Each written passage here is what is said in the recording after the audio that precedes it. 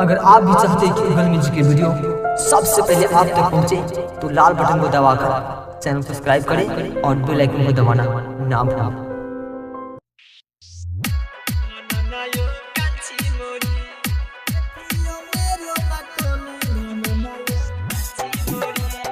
Music by DJ Umesh Sukhipur Bazar. बिरगन मातीनी भेटाए को छोरी मसंग गसथियो माया को डोरी मसंग गसथियो माया को डोरी। बिरगन मातीनी भेटाए को छोरी मसंग गसथियो माया को डोरी माया को डोरी। और कोलागी तिनी दियो मालाई छोरी दिला तोरी केथियो मेरो मकमी भनना यो काची मोरी काची मोरी काची मोरी केथियो मेरो मकमी भनना यो काची मोरी। Music by DJ Umesh Sukhipur Bazar. College को थियो एउटा प्यार किन भुलायो मेरो यार किन भुलायो मेरो यार। कॉलेज को थियो एउटा प्यार किन भुलायो मेरो यार। पूरा गते राति बस छत माथि याद गर न मेरो यार।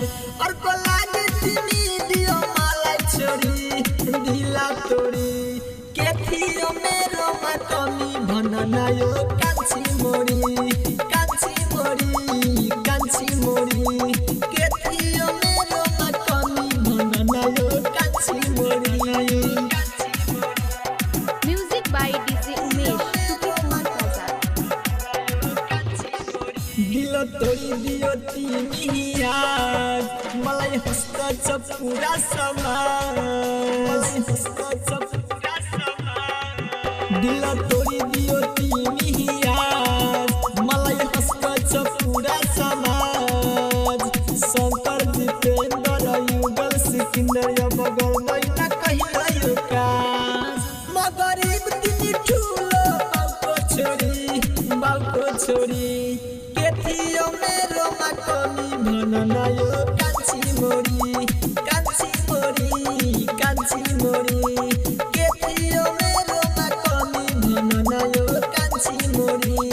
बिरगन मातीनी भेटाएको छोरी मसँग गसथियो मायाको डोरी मायाको डोरी। अर्को लागि तिमी दियो मलाई छोरी दिला तोरी केथियो मेरो माकमी भनना यो